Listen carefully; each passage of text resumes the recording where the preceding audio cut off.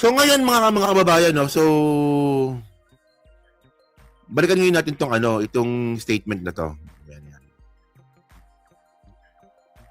Ito. Yan ha. So itong statement po na ito info, sorry.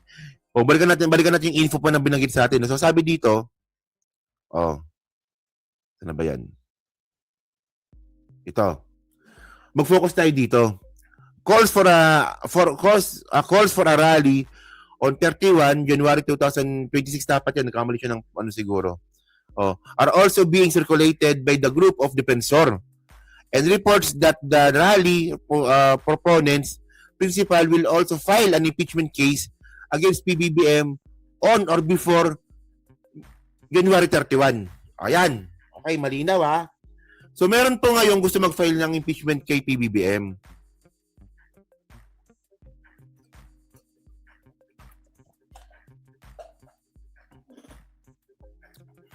On or before January 31. So ibig sabihin nito, uunahan po nila yung impeachment kay Sara. So panagkataon po, makakaroon po tayo ng dalawang impeachment trial. Panagkataon lang naman, pero mukhang malabo naman ata ito, no? So impeachment po kay PBBM at saka impeachment din po kay Sara. So ngayon mga kababayan, pag-usapan ngayon natin to, no? Okay. Yung impeachment po na yan. Okay. Alam naman po natin, no, na ang impeachment trial nga po ay nagsisimula po sa Congress palagi. No, nagsisimula po palagi sa Congress yung impeachment. So ngayon, sino ba ngayon yung House Speaker natin? Si Bogie D. Oo. Si Bogie D po ngayon speaker natin. So, alam niyo naman na ako, hindi ako fan ni Bogie D, no? Pero, tingnan niyo to, Oo. Ngayon may balita ngayon dito. Okay, panibagong issue ng kudeta sa Kamara pinabulaanan. Last week lang na balita to, no? So ngayon may balita po mga kababayan, no, na may plano po, meron na pong maliit na grupo sa Kongreso na gusto na pong palitan si Bogie D bilang House Speaker. Okay. So ako naniniwala ako mga kababayan, no, na kahit pa paano naman po, no, na pro-admin pa rin po si Bogie D. Yun nga lang, medyo hindi ko lang talaga siya type. So ngayon, para po matupad po talaga, yung impeachment trial po na yan na ipafile nila kay Presidente Bongbong Marcos, kailangan nilang tanggalin si Bogie D. Di ba? Kaya nga may ganyan no? Kaya nga may ganyan Tingnan niyo yung collaboration So, may collaboration kay Irise, tama. May collaboration kay Chavit. Ngayon, may collaboration din po kay Mike Defensor. At ngayon, meron pang collaboration ngayon. Dito nga po, sabi nga po nilang kudeta sa Congress. Kasi nga po, tandaan po natin, no, na ang Congress po palagi, diyan po nagsisimula yung impeachment trial. So ngayon, tingnan nyo to. Ngayon, gaano ba katibay si Bogie D? Ang tanong ngayon natin dito, gaano ba siya katibay? So ngayon, puntahan ngayon natin to Ito Ako na ito, yan tayo. Yan. Hindi, paano ba? Gusto ko malaki. Ay. Nawala, tika lang Nawala yung malaking screen. Ganda na lang, sige, ganyan na lang. And then, nawala nga. Ito na yung pinakamalaki. Ito pala, ito yan. Yun, ito pala. Okay. So, ngayon tinan nyo Okay, si Bogie D to We're talking about Bogie D Okay. As of January 2026, the political party composition of the 20th Congress. So, pinag-uusapan natin dito, political party. So, sino ba ang majority po na political party sa Congress? Sino? Si Bogie D ba? Actually, hindi. Si Bogie D, mga kababayan, PFP po yun. Partido Federal ng Pilipinas yan. So sa PFP, mga kababayan, meron pong 28 seats. Ngayon, ang tanong ba dito, majority na ba po ito? Actually, hindi. Naging majority po yung mga yan kasi nga po, nagsama-sama sila. Nagsama-sama po yung NP, yung NPC, yung PFP, yung NUP, tsaka Lakas. Kaya naging majority po sila, pero technically at reality, no? Yung partido po ni Boy Judy na Partido Federal ng Pilipinas, hindi po yan minority. So ano ang minority mga kababayan? Ano ang minority? Ang minority po talaga, lakas CMD. Kasi meron po silang 111 seats. Ganyan kalakas po yung lakas CMD mga kababayan. Ngayon, kaya nga ako napaisip ako Kapag lahat po ng lakas CMD bumoto na ituloy po yung impeachment trial ni Sara, tapos na po yung boxing. Akit na po ito sa Senado. Pag si Boy Judy mga kababayan, 28 na PFP, mapapapursid niya ba ito yung impeachment trial ni Sara? Hindi. So ngayon mga kababayan, isa pa. Pag nag-file po ng impeachment trial po kay PBBM, sa tingin niyo po ba mapipigilan po ni Boy Judy yan? Na merong 28 po na member ng PFP, hindi rin po yan. Makakapagpigil din po talaga dito, lakas CMD pa rin po. Gets nyo ba? Tandaan natin ito malupit. Ito malupit. Yan. Ito yung lakas CMD. Sino yung president? Martin Romualdez. Si Gloria yung yung emeritus.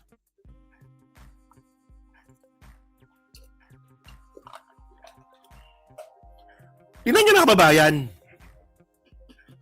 Hindi na po House Speaker si Martin Romualdez, pero malaki pa rin po talaga yung kanyang papel na mangyayari po sa February. Especially nga po sa pag-file nga po ng impeachment kay Sara at saka impeachment din po kay PBBM kung matutuloy. Martin Romualdez pa rin po talaga. Tingnan nyo from the start, mga ka-streetwise, no? Hindi naman to yung first time nga po na issue na may kudeta po sa Congress Nangyari na rin po yan noong panahon po ni Martin. Anong ginawa ni Martin? Nung nakaroon nga po ng kudeta, nung nalaman ni Martin na teka lang kudeta. Tapos si Gloria yung gustong pumalit sa akin. Anong ginawa ni Martin? Wala na. Dinimote niya. Di ba? So, ganun po kalakas si Martin. Natandaan po kasi natin na si Gloria po kasi ang gustong maging House Speaker noon para po maging sunod-sunuran po sila sa presidente. Para maging sunod-sunuran po sila, para maging sunod-sunuran si PBBM sa kanila. May palibig kong sabihin. From the start mga babayan, pinoprotektahan na po ni Martin si PBBM. Ngayon, hindi na po speaker si Martin Romualdez, nandiyan pa rin po si Martin Romualdez. Kasi po, yung talagang pinakamalaking political party po sa Congress, hawak po ni Martin yung 111. Lupet na, di ba? Kaya nga hindi ko maintindihan itong mga itong mga critic nga po ni Martin No, na especially pro BBM daw sila pero binabanatan si Martin. Alam niyo kung bakit? No? Alam niyo kung bakit? Ito yung pinagkalat nila dati Sabi sa akin dati ng mga yan, no. Ito kay Ru. Ang may gusto lang naman kasi ng impeachment diyan si Martin, hindi si BBM. So, kasi nga daw po si Martin nga daw po may plano tumakbong presidente. Yan ang sabi pero mga kababayan, no, di bang na po yan? Pag sinabi na po natin no, na si Martin po yung gustong magpa-impeach ayaw ni PBBM, di bang na po yan? Kasi bakit ngayon? Bakit ngayon? Hindi na po si Martin yung House Speaker. Pero, di ba, tuloy pa rin yung impeachment. May magpa-file pa rin ng impeachment. So, di bang na po yun? Kasi Martin yung may gusto pa rin ng impeachment may gusto po ng mga congressman. Di ba? So ngayon mga babayan, tinan nyo to, no? Sa video na ba tayo? Ito. Parang ito, di ba? Si Cheese. Sabi ni Cheese, no? Escudero identifies Romualdez on the behind. Is one of the behind flood control probe sa Roswela. Kaya naman pala, no, bintang sila na bintang kay Martin Romualdez kasi nga po, hanggang ngayon, malaki pa rin po talaga yung impluwensya nga po ni Martin sa Congress. Pero mo si Cheese, di ba? Magsalita, akala mo hindi sangkot sa flood control scandal. Oh. So ito mga babayan, no? So meron ditong fake statement dito si Claire Castro. Panoorin natin to, ah.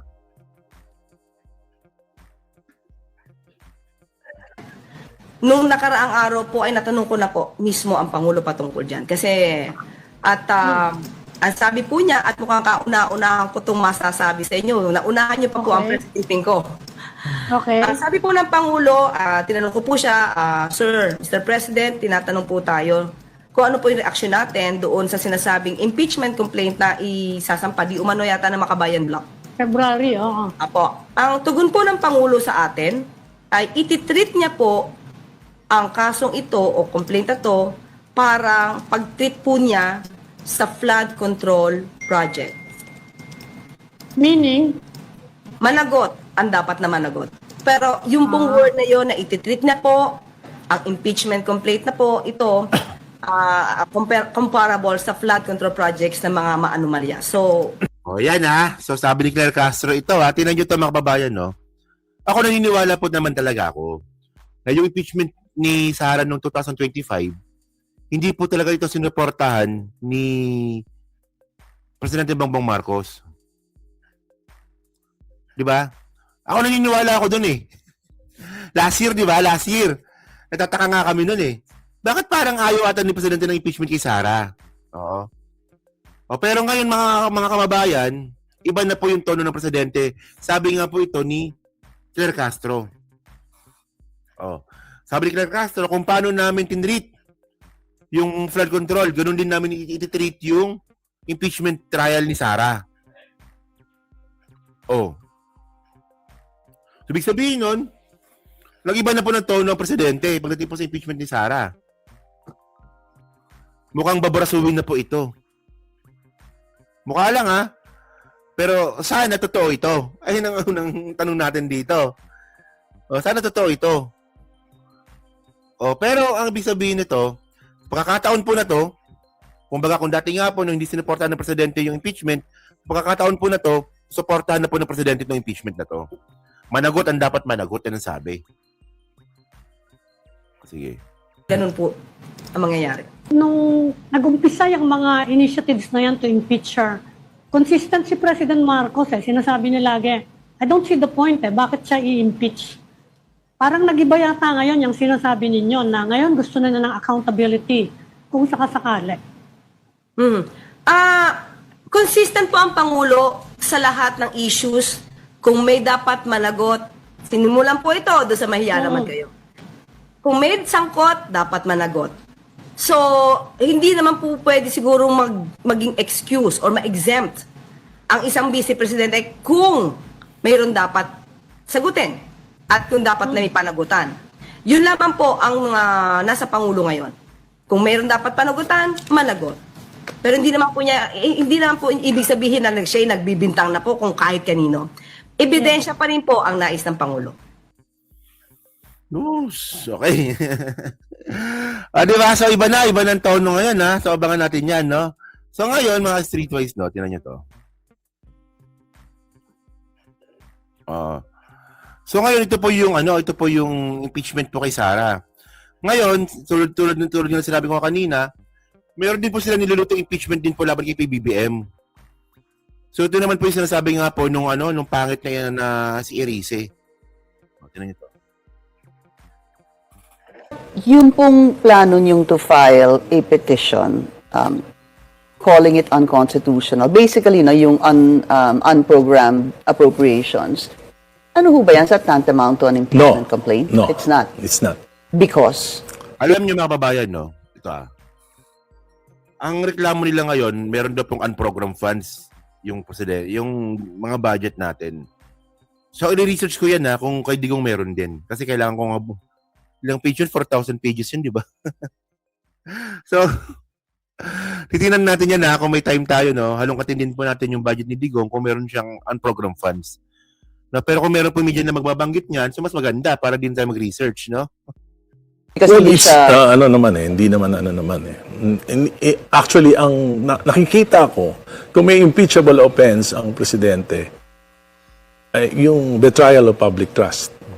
Kasi for 3 years, pinabayaan niya yung budget natin na masalaula, na hindi siya kumibo. And that's tantamount to inexcusable gross negligence. It's not even the 2026 budget anymore that you're talking about. It's the previous budgets prior to 2026. Yung pong sinasabing, allegedly laden with so much corruption. Kasi tinatanong naman natin lagi kay Presidente, bakit 3 years? Kung 1 taon lang yan, baka napalusutan. Pero kung 3 taon, imposible para sa akin na Alam niyo kung magsalita to si Erice, no? Akala mo first time nila nakakita ng unprogram funds. Kasi ang alam ko kay Digong meron din yan eh. Matagal na po yung unprogram funds na yan eh. No? Kaya, ewan ko lang. So ngayon mga kababayan, no? Tulad nga ng sinabi ko nga kanina, no, kung talagang matutuloy talagang itong impeachment nga po kay PBBM, no, sa dami nga po ng mga congressman nga po, no, na sinabi ito, pinakita ko ulit, no? Kasi ibang ano to eh, ibang topic to. So, ito yung pinakita ko kanina eh. Yan. Kung matutuloy po yung pag-file nga po ng impeachment nga po kay PBBM, makita naman po talaga natin, no, na ang harang pa rin po talaga niyan, si Martin Romualdez pa rin po kasi. No, yan, no? Lakas si MD, 111 seats. Kayang-kaya po yan ni Martin. Oo. So, ganoon din po kay Sara. Di ba? Kung kailangan ng boto kay Sara na makapagbotohan nga po na matutuloy yung impeachment, lakas si MD pa rin po yung pinakamalaking political party sa Congress para po bumoto po dito. So, nakay Martin pa rin po yung kamay. Sa kamay pa rin po si Martin, apparently. Kasi po siya po yung presidente ng lakas si MD. Oh. So, asan ang ebidensya ninyo na kasabot si Martin dito sa flood control eh? Kung in the first place, di ba hanggang ngayon wala pa rin po siyang sama ng loob kay PBBM. Tingnan ninyo kayo ba narinig nyo ba nang nagsalita si Martin against kay Presidente? Wala, di ba? Wala naman eh. Oh. At saka totoo yan totoo yan. Totoo to. May ibang mga congressman nga po na gusto na rin ibalik po si Martin bilang House Speaker. Sana nga po totoo yan. Sana nga po totoo po yan. Na mangyari nga rin po yan. Kasi naman po kay Bo GD. So yun mga streetways, no? So kayo po, no, masabi nyo nga po dito, sa plano nga po, no, na ipa-impeach tong si PBBM. Naniniwala ba kay Erice? Oo. Yan. Yan ang comment na po sa baba at binabasa ko pong lahat yan. At syempre, dyan po sa Team Replay. So, pa-like, pa-subscribe, din makalabisan, pa-share na rin po ng content natin ngayon. No? Okay? So, last topic tayo. Pag-usapan natin itong last topic ngayon natin.